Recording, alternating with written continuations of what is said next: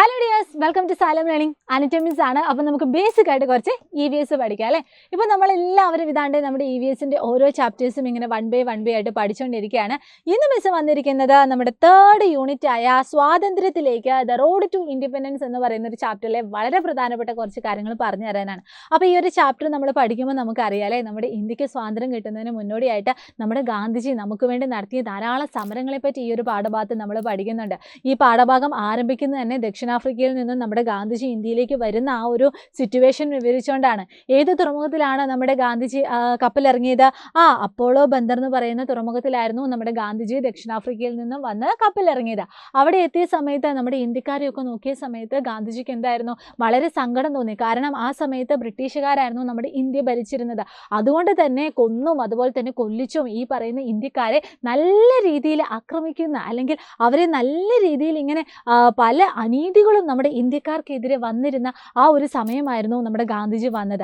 നിങ്ങൾ നോക്കിയാൽ തന്നെ അറിയാം, ദേശഭക്തി ഗാനങ്ങൾ ആലപിച്ചതിന് സ്കൂൾ കുട്ടികളെ ശിക്ഷിക്കുന്നു, നികുതികൾ വർദ്ധിപ്പിക്കുന്നു, കർഷകരുടെ ജീവിതം ദുരിതപൂർണമാകുന്നു, കരകൗശല തൊഴിലാളികളും നെയ്ത്തുകാരും പട്ടിണിയിലാകുന്നു, ദേശഭക്തി ഗാനം പ്രസിദ്ധീകരിച്ചതിന് പത്രാധിപനെ ഒരു വഴിയോരത്തെ മരത്തിൽ ഇങ്ങനെ കെട്ടിത്തൂക്കി കൊല്ലുന്നു. അങ്ങനെ ധാരാളം അനീതികളും അതുപോലെ തന്നെ അക്രമവും നടന്നിരുന്ന ഒരു സിറ്റുവേഷൻ ആയിരുന്നു ആ സമയത്ത് നമ്മുടെ ഇന്ത്യയിലുള്ളത്. അപ്പോൾ അതിനെതിരെ ഓപ്പോസ് ചെയ്തുകൊണ്ട്, നമ്മുടെ ബ്രിട്ടീഷുകാരുടെ ഈ പറയുന്ന എല്ലാ അതിക്രമങ്ങൾക്കും ഓപ്പോസ് ചെയ്തുകൊണ്ട് ഗാന്ധിജി എന്ത് ചെയ്തിട്ടുണ്ട്? പല സമരമുറകളും കൊണ്ടുവന്നിട്ടുണ്ട്. അതിൽ പ്രധാനമായിട്ടുള്ളതാണ് മക്കളെ സത്യഗ്രഹം അല്ലെങ്കിൽ സത്യാഗ്രഹ എന്ന് പറയുന്നത്. അപ്പോൾ എന്താണ് സത്യഗ്രഹം എന്ന ഈ പറയുന്ന സമരമുറ കൊണ്ട് ഉദ്ദേശിക്കുന്നത്? സത്യഗ്രഹം എന്നാൽ എന്താണ്? സത്യത്തെ മുറുകെ പിടിക്കുക എന്നാണ് അർത്ഥം. തെറ്റ് എന്ന് തോന്നുന്ന ഒന്നിനെയും അംഗീകരിക്കരുത്, നേരെ മറിച്ച് എന്താണ്, അതിനെ എതിർക്കുകയും ചെയ്യണം.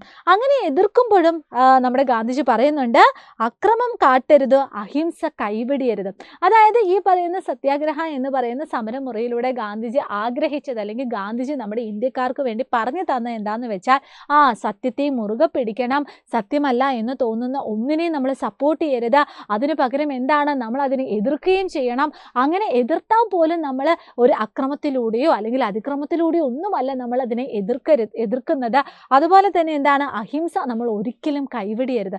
ഇതൊക്കെയാണ് നമ്മുടെ ഗാന്ധിജി സത്യാഗ്രഹ എന്ന് പറയുന്ന സമരമുറയിലൂടെ ആഗ്രഹിച്ചത്, അല്ലെങ്കിൽ കൊണ്ടുവരാൻ ആഗ്രഹിച്ചത്. അപ്പോൾ satyagraha means holding on to truth, never accept anything evil and oppose it. However, do not use violence while opposing. Never give up non-violence. Okay, അങ്ങനെ ഗാന്ധിജി എന്താണ്, പല സമരങ്ങളും നമ്മുടെ കൃഷിക്കാർക്ക് വേണ്ടി ഒക്കെ കൊണ്ടുവന്നു. അതിൽ പ്രധാനപ്പെട്ട ഒരു സമരമാണ് നമ്മുടെ ഇന്ത്യയിൽ ഗാന്ധിജിയുടെ ആദ്യത്തെ സത്യാഗ്രഹമായ ചമ്പാരൻ സത്യാഗ്രഹം എന്ന് പറയുന്നത്. ഏത് കൊല്ലമാണടാ? 1917 ഈ ഒരു സമരം നടന്നത്. കൃഷിക്കാർക്ക് വേണ്ടി നടത്തിയ ആദ്യത്തെ സമരമാണ് ഇത്. എന്താണ് ഈ ഒരു സമരം എന്നും കൂടി നമുക്ക് എന്താണ് പഠിക്കേണ്ടതുണ്ട് അല്ലേ. ചമ്പാരൻ സത്യാഗ്രഹം എന്ന് പറഞ്ഞാൽ ബീഹാറിലാണ് നടന്നത്. അതായത് ബീഹാറിൽ ചമ്പാരൻ എന്ന് പറയുന്ന ഒരു സ്ഥലത്ത് അവിടെ എന്തായിരുന്നു, കുറച്ച് കൃഷിക്കാരുണ്ടായിരുന്നു.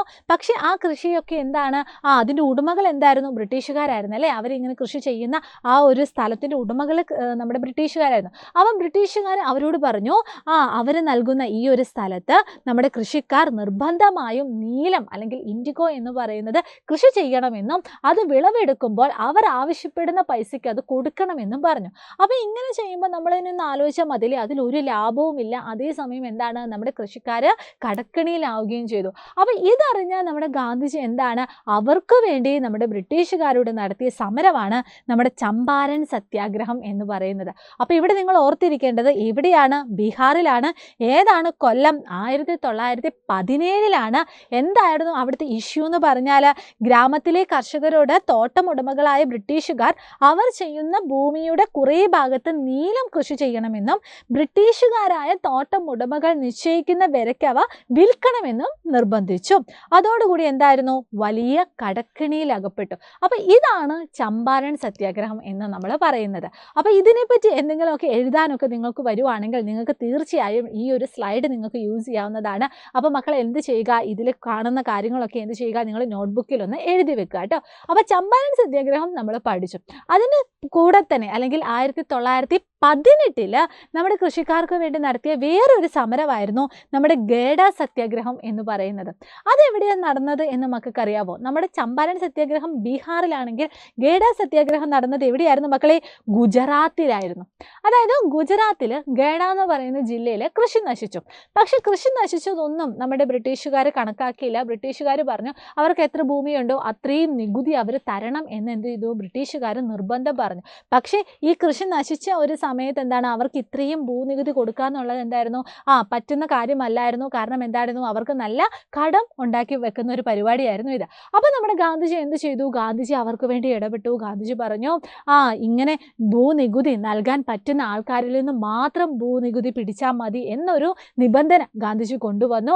അപ്പോൾ ഈ ഒരു സമരം എന്തായിരുന്നു? നമ്മൾ വിജയിക്കുക തന്നെ ചെയ്തിട്ടുണ്ട് കേട്ടോ. അപ്പോൾ ഇവിടെ നിങ്ങൾ ഓർത്തിരിക്കേണ്ട കാര്യം എന്ന് പറഞ്ഞാൽ 1918 ഈ ഒരു സമരം നടന്നത് ഗുജറാത്തിൽ ഗഡ ജില്ലയിലായിരുന്നു. അവിടുത്തെ സിറ്റുവേഷൻ എന്താണെന്ന് ചോദിച്ചാൽ അവിടെ എന്തായിരുന്നു? കൃഷി നശിച്ചു. പക്ഷേ ആ ഒരു ഭൂനികുതിയിലെ ഇളവ് നൽകാതെ മുഴുവൻ തുകയും അടയ്ക്കണമെന്ന് നമ്മുടെ ഗവൺമെൻറ് പറഞ്ഞു. ആ സമയം നമ്മുടെ ഗാന്ധിജി എന്താ പറഞ്ഞത്? നികുതി ഇളവ് നൽകുന്നത് വരെ നികുതി നൽകരുത് എന്ന് നമ്മുടെ ഗാന്ധിജി നിർദ്ദേശിച്ചു. തുടർന്നുണ്ടായ സമരത്തിൽ നികുതി നൽകാൻ കഴിവുള്ള കർഷകരിൽ നിന്നേ അത് വസൂലാക്കൂ എന്ന ഗവൺമെൻറ് ഉത്തരവിനെ തുടർന്ന് നമ്മുടെ സമരം എന്ത് ചെയ്തു? പിൻവലിച്ചു. അപ്പോൾ ഭൂനികുതിയുമായി ബന്ധപ്പെട്ട സമരം ഏതാണ് എന്ന് ചോദിക്കുവാണെങ്കിൽ മക്കൾ എന്ത് പറയണം? ഗേഡ സത്യാഗ്രഹമാണ് എന്ന് നമ്മൾ പറയണം. നീലം കൃഷി ചെയ്യുന്നതുമായി ബന്ധപ്പെട്ട സമരം ഏതാണെന്ന് ചോദിക്കുവാണെങ്കിൽ മക്കൾ പറയണം എന്താണ്? ചമ്പാരൻ സത്യാഗ്രഹം എന്നും കൂടി നമ്മൾ പറയണം. അപ്പോൾ ഈ രണ്ട് സമരത്തിൻ്റെ കൂടെ തന്നെ നമ്മൾ ഈ ഒരു പാഠഭാഗത്ത് പഠിക്കുന്ന മറ്റൊരു സമരമാണ് നമ്മുടെ അഹമ്മദാബാദ് തുണിമിൽ സമരം എന്ന് പറയുന്നത്. ഇതും 1918 നടന്ന സംഭവമായിരുന്നു. ഇത് എന്തിനു വേണ്ടിയാണ് എന്ന് ചോദിക്കുവാണെങ്കിൽ നമ്മുടെ എന്തായിരുന്നു? നമ്മുടെ വേതന വർധനവ് അതിൻ്റെ ബേസിൽ അല്ലെങ്കിൽ ആ ഒരു സിറ്റുവേഷൻ്റെ ബേസിൽ നടന്നൊരു സമരമായിരുന്നു നമ്മുടെ അഹമ്മദാബാദ് തുണിമിൽ സമരം എന്ന് പറയുന്നത്. അപ്പോൾ ഇതെവിടെയാണ് സംഭവിച്ചത്? 1918 എന്ന് നമ്മൾ പറഞ്ഞു. അഹമ്മദാബാദിൽ ഒരു തുണിമില്ലുണ്ടായിരുന്നു. ആ തുണിമില്ലിൽ അതിൻ്റെ ഉടമകളും അവിടെയുള്ള തൊഴിലാളികളും തമ്മിലുണ്ടായിരുന്ന ഒരു ചെറിയ ഇഷ്യൂ ആയിരുന്നു. അപ്പോൾ തൊഴിലാളികൾ പറഞ്ഞു ഒരു 35% ഞങ്ങൾക്ക് വേതന വർധനവ് നടത്തിയാൽ മാത്രമേ ഞങ്ങൾ പണിയെടുക്കത്തുള്ളൂ എന്ന് പറഞ്ഞു. അപ്പോൾ എന്ത് ചെയ്തു? നമ്മുടെ ഉടമകൾ അത് സമ്മതിച്ചില്ല. അതിനെ തുടർന്ന് നമ്മുടെ ഗാന്ധിജി ഇതിൽ ഉൾപ്പെടുകയും ഗാന്ധിജി നിരാഹാര സത്യാഗ്രഹം ഇരുന്നല്ലേ?